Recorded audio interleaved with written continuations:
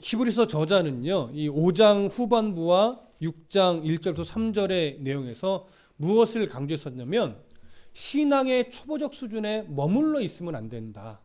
그리고 오히려 신앙의 장성한 분량에 이르러야 된다. 단단한 음식, 전만 먹는 수준에 머물러 있는 것이 아니라 이제는 단단한 음식을 먹을 수 있는 그런 성숙한 신앙으로 자라야 된다. 그래야 더 완전한데 예수 그리스도로 인한 그 완전함에 나아갈 수 있다. 이런 권면을 했었습니다. 신앙의 정체가 위험한 이유는 그 자리에 단순하게 머물러 있기 때문이 아니라 신앙의 정체는 오히려 신앙의 퇴보를 가져오기 때문이고, 신앙의 퇴보는 그 당시를 기준으로 무엇으로 연결될 수밖에 없냐면 배교로 연결될 수밖에 없기 때문에 그렇습니다. 오늘은 그런 내용에 연결을 해서 그렇다면 신앙의 배교가 본질적으로 어떠한 위험성을 갖고 있으며 얼마나 무서운 결과를 초래하는가, 이 부분을 강조하면서 권면을 합니다. 그래서 더 이 배교의 위험성이 이렇게 크니 이제 그 신앙을 더 하나님 앞에서 바르게 세워서 더 부지런히 더 믿음 안에서 오래 참음을 가지고 믿음의 경주를 끝까지 달려야 된다. 이거 놓치지 말아라. 이런 목회적 권면으로 오늘 저자는 내용을 가지고 들어갑니다. 자, 먼저 4절과 5절을 함께 읽어보겠습니다. 4절과 5절 시작. 한 번 빛을 받고 하늘의 은사를 맛보고 성령에 참여한 바 되고 하나님의 선한 말씀과 내세의 능력을 맛보고도. 자, 이 구절을 헬라어 성경으로 보면 문장 맨 앞에 왜냐하면이라는 접속사가 있습니다. 왜냐하면이라는 접속사가 있다는 건 무슨 의미예요? 앞에 했던 권면을 이어받아서 그렇게 권면한 이유를 이제 밝히는 겁니다.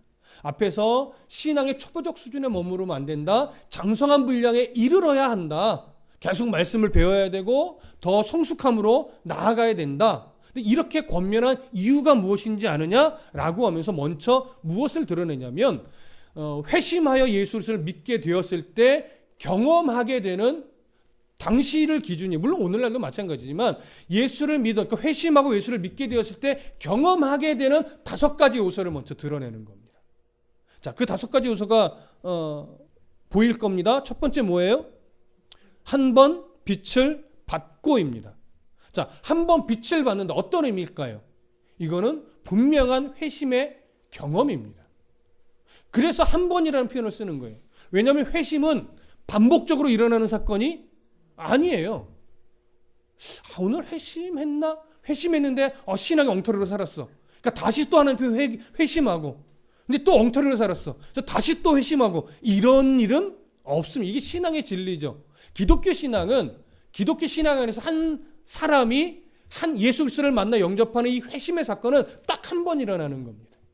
무슨 말씀 이해되시죠? 그 한 번 빛을 받았다. 회심의 사건을 말하는 겁니다. 두 번째 뭐라고 말해요? 하늘의 은사를 맛보고. 이 하늘의 은사는 약간씩 견해가 좀 있는데 그냥 딱 문자적으로 보면 마치 여러 성령의 은사들일 것처럼 여겨지지만 여기서의 하늘의 은사는 뭐냐면 원어적으로 봐도 하늘의 선물을 말합니다. 그럼 회심한 자에게 주어지는 하늘의 선물이 뭘까요? 그렇죠. 그것을 구원이라고 말할 수 있겠죠. 회심하여 그 마음에 무슨 확신이 딱 갖게 되고 회심을 하게 되면 내가 구원받은 백성이 맞구나.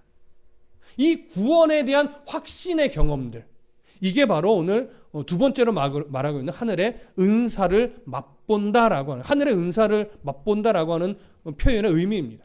그 다음에 세 번째로 제시하는 게 뭐예요? 성령에 참여한 바 되고. 무엇일까요? 이게 이제 은사적인 부분으로 보는 겁니다. 성령의 은사를 경험하기도 하고, 또 성령의 은사를 어떻게 하기도 해요? 내가 받기도 하죠. 특히 이 당시에는 성령의 은사를 많이 받을 때입니다. 오늘날보다 훨씬 더 다양하게 많이 받을 때, 우리가 이 사실을 어디서 나눴었죠? 고린도전서에서 많이 나눴죠. 그때는 예수를 믿게 되면 다양한 은사를 많이 받아서, 그러다 보니까 또 폐해도 어떤 폐해가 있었어요? 성령의 은사를, 더 고급한 성령의 은사를 받는 것, 그래서 고급한 성령의 은사를 내가 가지고 있는 게 또 나의 우월함으로 작용하는 것, 이런 문제점이 있었죠. 어찌됐거나 이 당시는 성령의 은사가 다양하게 주어지던 때입니다. 그러니까 성령의 참여함만 됐다는 건 은사를 다양하게 받아서 사용하기도 하고 또는 그 은사가 일어나는 현장에서 내가 목도하며 함께 경험하기도 하고 이런 일들을 말하는 거예요. 회심한 사람만이 경험할 수 있는 이런 모습이죠. 자, 그 다음에 네 번째로 제시하는 건 뭡니까? 하나님의 선한 말씀을 맛본다라고 하는 겁니다. 이러면 여기서 말하는 하나님의 선한 말씀은 뭘까요? 구약 성경과 신약 성경일까요?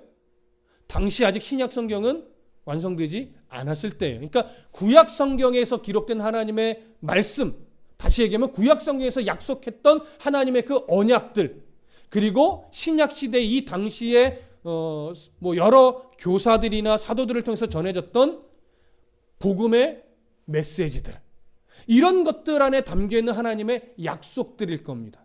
그 약속을 삶의 어떤 그 신앙생활의 여정 속에서 뭐 하는 거예요? 맛보는 거예요. 그 약속들을 맛본다라는 건 뭡니까? 삶에 일어나는 여러 일들을 통해서 내가 이 하나님의 약속이 분명하구나.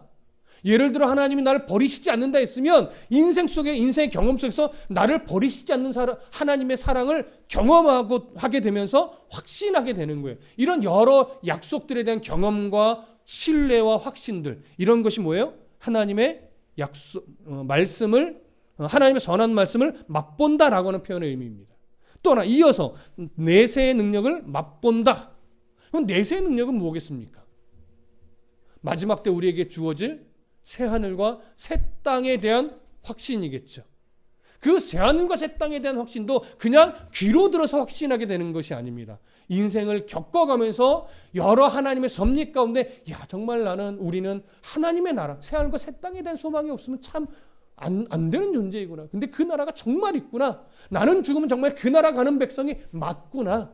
이런 걸 경험을 통해서 확신하게 되고 이것이 나의 소망이 되는 것. 그래서 복음의 진리는 맛보지 않으면 사실 설명하기 참 어렵죠. 맛을 본 자들만이 이 표현의 의미를 알게 돼요. 그러니까 이런 설명을 하면요, 성도들 가운데서도 인생을 좀 살아보신 분들은 고개가 저절로 끄덕여져요.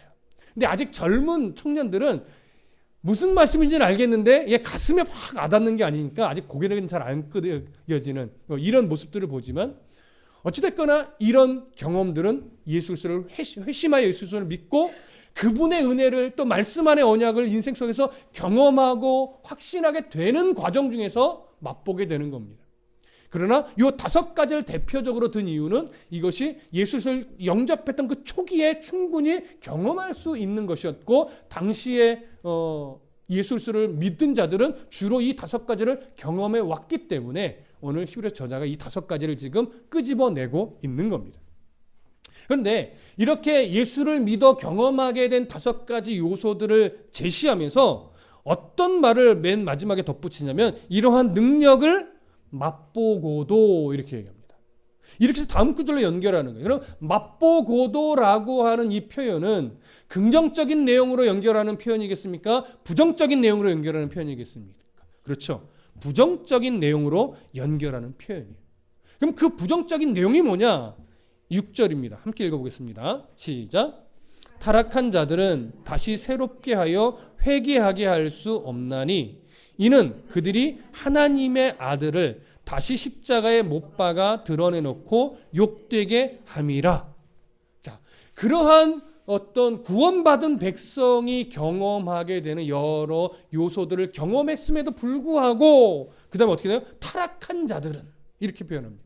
여기서 말하는 타락은요, 단순하게 도덕적 타락이나 윤리적 타락을 말하는 것으로 보이지는 않습니다. 앞뒤 문맥을 봐도 도덕적이나 윤리적 타락을 지금 말하지 않거든요. 여기서 말하는 타락은 무엇이겠습니까? 배교입니다. 당시 수신자들을 대상으로 본다면 여러 이단으로 가는, 우상을 섬기는 자리로 가는 배교가 아니라 유대교로 돌아가는 배교를 더 의미하는 것으로 여겨집니다. 다른 의미가 전혀 없다는 건 아닙니다. 그러나 당시 수신자들을 대상으로 본다면 유대교로 돌아가는 것을 지금 말하는 거예요. 자, 그러면 구원의 회심을 하여 예수 그리스도를 영접하여 구원받은 백성이 경험하게 될 이런 5가지 요소를 경험했음에도 불구하고 타락한 자들은, 유대교로 돌아간 자들은 이런 말이 되는 거예요. 돌아간 자들은 어떻대요? 다시 새롭게 하여 회개할 수 없나니 이는 그들이 하나님의 아들을 다시 십자가에 못 박아 드러내놓고 욕되게 함이라. 회개할 수 있다는 거예요, 없다는 거예요? 없다는 거죠. 다시 구원받을 수 있다라고 하는 거예요, 없다라고 하는 겁니까? 없다라고 하는 것으로 여겨지는 거예요. 이렇게 되면 이제 말은 알겠는데 우리 신앙의 어떤 기준에 뭐가 일어나요? 충돌이 일어나요. 어떤 충돌이죠? 한번 구원의 백성이 되었다면, 그렇죠. 하나님은 그 구원을 포기하시거나 구원을 취소하시거나 번복하시지 않는 하나님을 우리는 성경 전체의 문맥 안에서 늘 배워왔어요. 로마서에서도 여러 군데 이 사실을 강조하고 있고, 한 번 구원을 받은 백성들은 하나님의 사랑에서 그 어떤 것도 끊을 수 있다 없다? 없다. 우리가 알고 있는 이 사실과 지금 이 부분은 충돌이 돼요. 그러다 보니까요, 이 구절이 정말 지금도 학자들 간에 논쟁이 되고 있고 각 여러 가지 이것을 해석하는 견해들이 많습니다. 그래서 이 구절은 참 해석하기 까다롭고 좀 어려운 부분이기는 해요. 그래서 우리가 조금 고민해 볼 것은 대표적인 세 가지 견해입니다. 자, 첫 번째, 어떤 견해가 있느냐? 중생한 성도들이라도 예수 그리스도를 영접하여 구원받은 백성이다 할지라도 후에 행해지는 어떤 특히 배교적인 행위로 인해서는 구원이 취소될 수 있다라고 보는 견해가 있어요. 근데 이런 견해는 주로 어떤 야고보서는 이렇게 행위를 강조하는 신약 성경을 가지고 맺히실 때는 굉장히 맞는 것처럼 여겨집니다.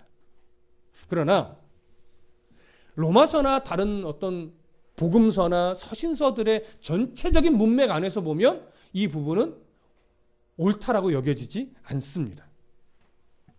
왜냐하면 분명히 하나님은 우리를 하나님의 사랑으로 구원받은 백성으로 삼고 자기 자녀로 삼았으면 하나님은 이 백성이 하나님의 나라 들어가기까지 섭리하고 또 섭리하여 그 일을 이루는데 실패함이 없으신 하나님이시기 때문에, 그래서 오늘 이 6절의 말씀은요, 단순하게 요 문장만 보고 해석해서는 오류를 낳습니다. 앞뒤 문맥을 봐야 하는 거죠. 그래서 이 주장을 받아들일 수 없는 이유 중에 하나가 뭐냐면 9절에 보시면 이제 좀 이따 살펴볼 건데 9절을 한번 보세요. 시작. 사랑하는 자들아 우리가 이같이 말하나 너희에게는 이보다 더 좋은 것 곧 구원에 속한 것이 있음을 확신하노라. 수신자들에게 마치 너희들이 배교하여 더 이상 회개할 수 없다, 너희들은 구원받을 수 없다 이제는 이라고 강조하는 것처럼 보이지만 9절로 와서는 그들에게 또 무슨 표현합니까? 사랑하는 자들아 너희 안에 더 좋은 게 있는데 뭐가 있다고요? 구원에 속한 그것이 있대요. 이게 구원을 못 받는다는 얘기예요? 구원을 받는다는 얘기예요? 구원을 받는다는 얘기죠. 무슨 말씀 이해되십니까? 일단 다음 견해 하나를 또 보고 이야기를 좀 진행해 볼게요. 두 번째 견해는 이런 겁니다. 4절과 5절의 이 5가지 요소가 구원받은 백성이 경험하는 내용이 아니라 구원받기 전에 구원에 가까이 가면서 경험한 내용이라는 거예요. 그래서 아직은 구원받은 상태가 아니니까 구원받기에 가깝게 가면서 했던 경험을 했지만 그럼에도 불구하고 배교하면, 그때 배교하면 구원에 이른다는 거예요? 못 받는다는 거예요? 구원을 못 받는다니까. 구원에 이르기까지 이런 경험을 했는데 아직 구원에 들어가지 못한 상태에서 타락하면 안 된다. 이런 견해로 제시하는 거예요.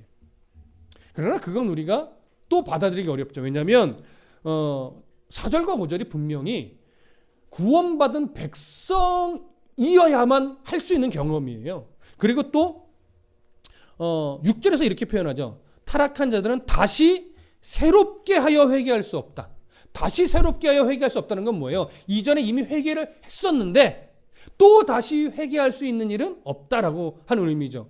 그것은 4절 첫 번째에서도 말씀드렸어요. 한 번 빛을 쏘인다라고 하는 거. 중생이 이루는 회개는 반복적으로 일어나는 사건이 아니에요. 오직 인생 속에서 딱 한 번 일어나는 역사입니다.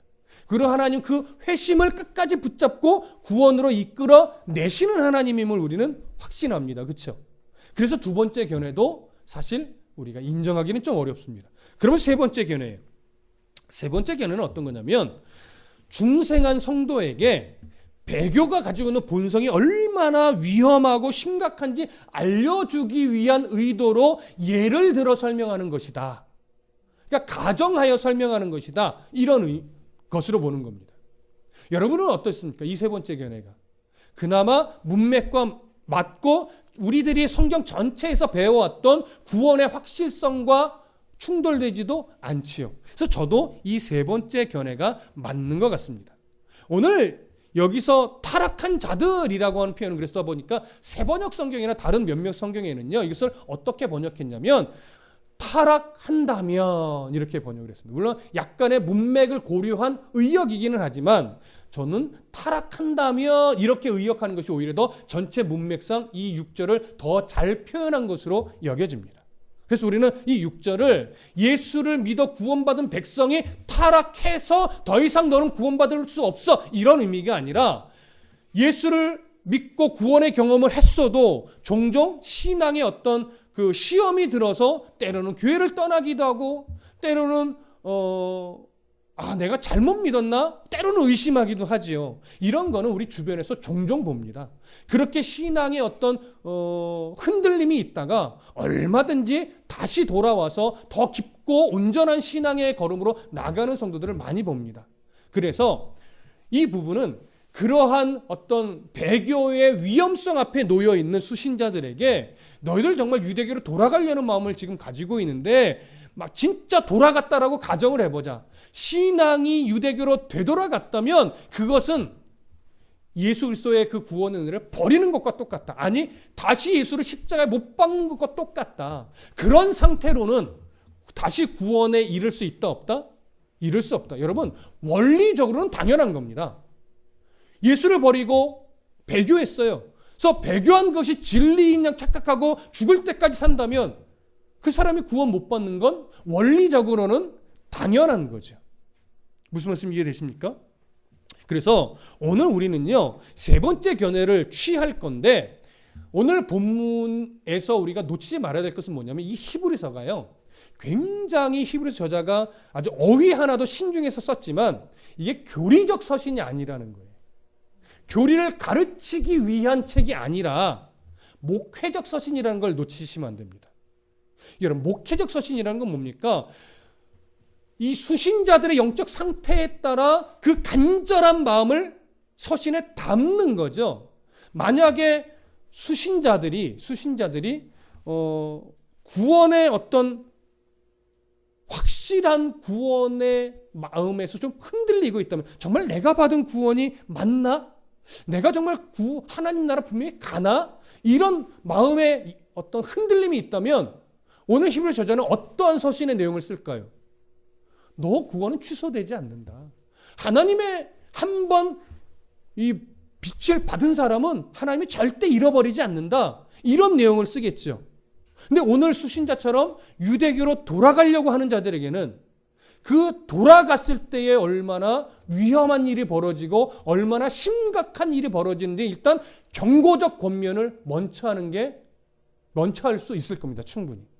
그래서 오늘 본문은요, 이게 목회적 서신으로 봐야 되고 저자가 그 의도에 따라서 무엇을 강조하느냐에 따라 달린 것이지 이것이 교리적으로 타락함, 한번 구원을 받았지만 타락하면 구원받지 못한다, 이런 교리적 가르침을 하는 것은 아니다 라고 하는 것을 염두에 두면 오늘 6절처럼 표현한 이유가 충분히 전달되리라 생각이 됩니다. 무슨 말씀 이해되시죠? 자, 그런 의도로 배교했을 때 그 배교한 자들이 진리라고 착각하고 있다면 거기서는 구원에 이를 수 없다라고 하는 것, 여러분, 그런 의미로 이런 강한 경고적 권면을 한다는 거 잊지 마시고요.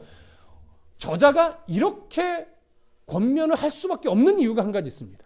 이렇게 무섭게 경고적 권면을 할 수밖에 없는 이유가 뭐냐면 이전 설계에서도 얘기를 드렸었지만 유대교로 돌아가려고 하는 자들 중에는요, 이 유대교로 돌아가는 걸 이렇게 합리화했습니다. 뭐냐면 우리는 하나님을 버린 게 아니다. 우리 기독교에서 유대교로 돌아가지만 우리는 그때나 지금이나 예전이나 한 번도 하나님을 버린 적이 없다. 유대교로 돌아간다고 무슨 일이 생기겠느냐. 그러나 한 면으로는 맞지요. 유대교에 있을 때도 하나님을 섬겨왔고 예수 그리스도를 영접한 이후에도 여전히 하나님은 섬겼고 다시 유대로 돌아간다고 해서 하나님을 버리지는 않을 거니까 맞는 말 같지만 오늘 히브리 저자는 무엇을 강조하는 거예요? 유대교로 다시 되돌아간다는 건 결국 하나님의 아들을 십자가에 못 박는 거라는 거죠. 그건 예수는 버리는 거라는 거예요. 그런데 예수를 버리면 하나님을 안 버리는 것이라고 여러분 생각할지 모르겠지만 신약 시대에 와서 예수 그리스도께서 복음을 완성하신 이후에는 예수 그리스도를 버리면 하나님을 버린 것과 똑같다라고 하는 거죠. 그러니 예수 그리스도를 버리면서 하나님을 믿는다고 착각하고 거기에 그대로 주저앉아 머무르면 어떻게 되는 거예요? 구원에 이를 수 없는 원리적 내용을 지금 설명하는 거예요. 그러니 유대교로 돌아가라는 거예요? 돌아가지 말라는 거예요? 돌아가지 말라는 거죠. 그들은 지금 돌아갔다는 거예요? 아직은 돌아가지 않았다는 거예요? 아직은 돌아가지 않았다라고 하는 거예요. 무슨 의미인지 이해되십니까? 이 마음이 얼마나 간절한지 돌아간 자는 이렇게 된다라고 강하게 어필이 되는 거예요. 그 마음을 우리가 좀 느낄 수 있어야 됩니다. 만약에 여러분들도 이런 어떤 영적 위기가 놓여 있고 다른 신천지나 이런 데로 간다면 저도 강하게 말하겠죠. 신천지로 가면 절대 구원에 이룰 수 없습니다. 말이 안 되는 거예요, 여러분. 거기서도 예수님을 이야기하고 거기서도 하나님을 이야기하겠죠. 그러나 그들의 궁극적 방향성이 다르기 때문에 여러분 그 안에서는 절대 구원이 일어날 수 없습니다. 돌아가지 마십시오. 아니 그쪽으로 가지 마십시오. 믿음 안에 머무르십시오. 여러분들 이미 구원받은 백성인데 왜 엉뚱한 데를 쳐다보십니까? 저도 그렇게 말할 겁니다. 그러니까 저는 그런 걸 생각하면 요즘같이 이단이 성행하는 이때를 생각해 보면 오늘 6절로 표현한 이 저자의 마음이 절절하게 느껴지는 거예요. 이해되시죠? 자, 7절과 8절 함께 읽겠습니다. 시작.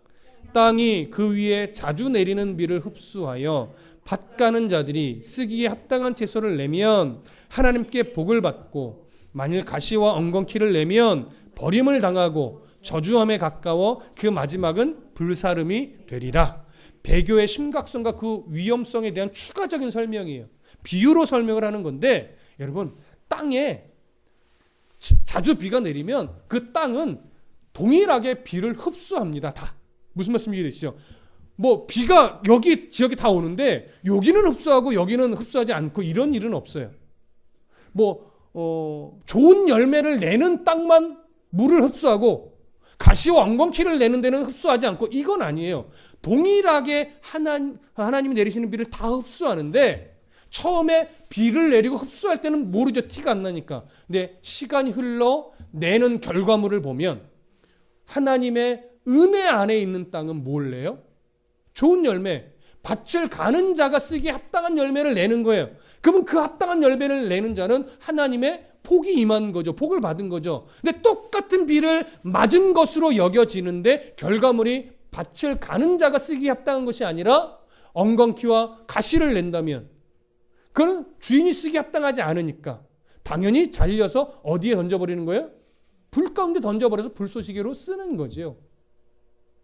유대교로 돌아가도 하나님을 믿는다라고 말하겠지만 그 결과는 하나님이 기뻐하는 흔적이 나타날 수 없다라고 하는 것.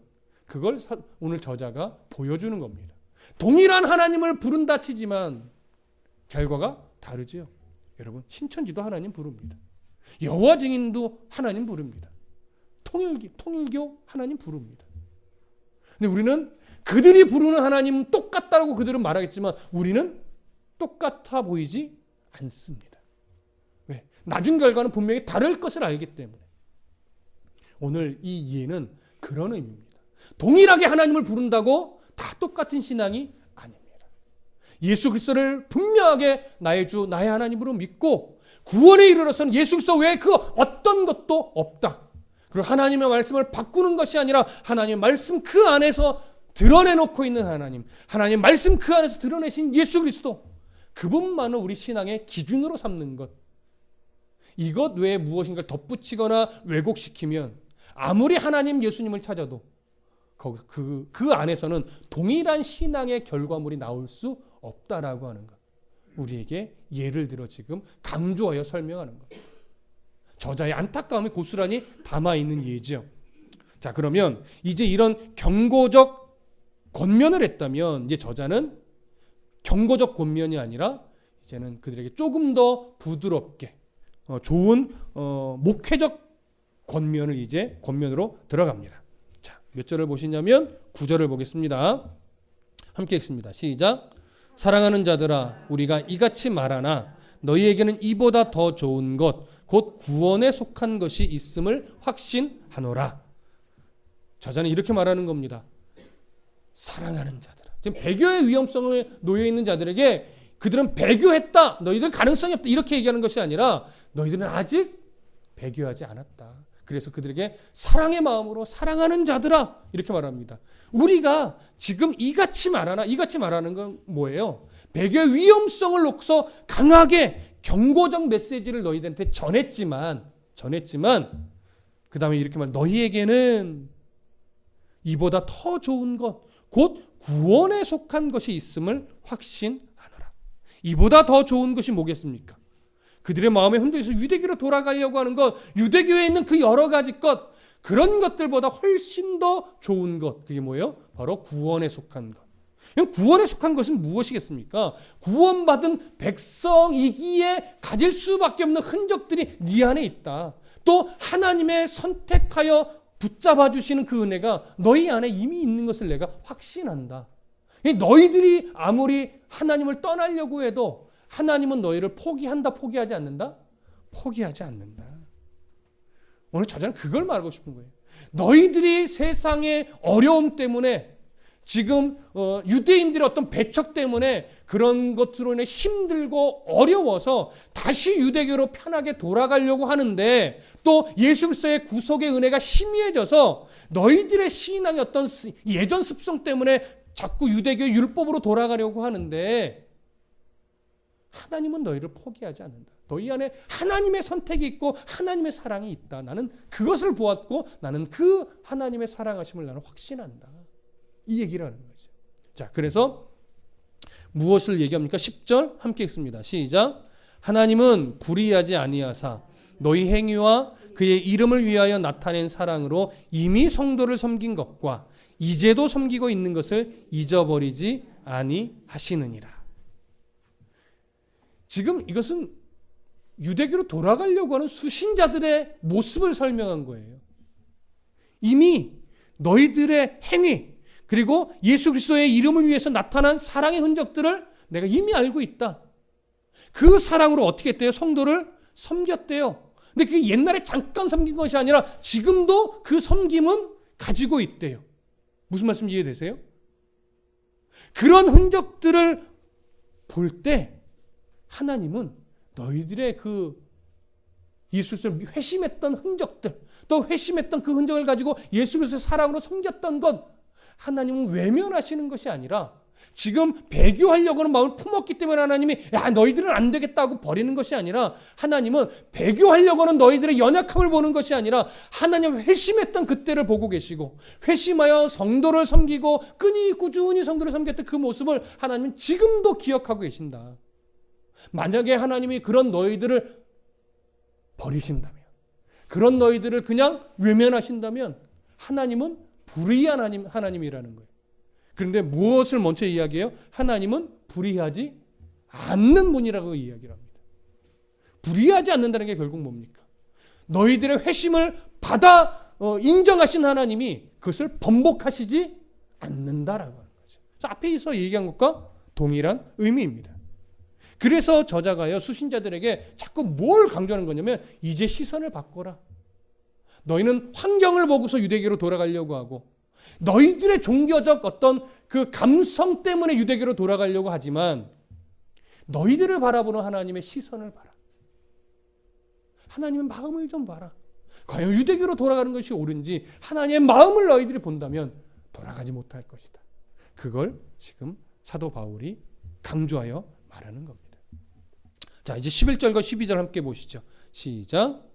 우리가 간절히 원하는 것은 너희 각 사람이 동일한 부지런함을 나타내어 끝까지 소망의 풍성함에 이르러 게으르지 아니하고 믿음과 오래 참음으로 말미암아 약속들을 기업으로 받는 자들을 본받는 자 되게 하려는 것이니라. 아멘. 이전에 하나님 앞에 가지고 있었던 그 영적 부지런함, 그것을 다시 회복했으면 좋겠다. 그리고 게으르지 말고 믿음의 삶이라고 하는 것은 항상 오래 참음이 함께 따라가는 거다. 그러니 주님이 우리에게 주신 그 약속들이 우리 삶 가운데 성취되도록, 그리고 마지막 때 완전한 성취가 이루어질 때까지 우리가 믿음 안에 오래 참는 이 싸움을 통해서 믿음의 경주를 완주하자.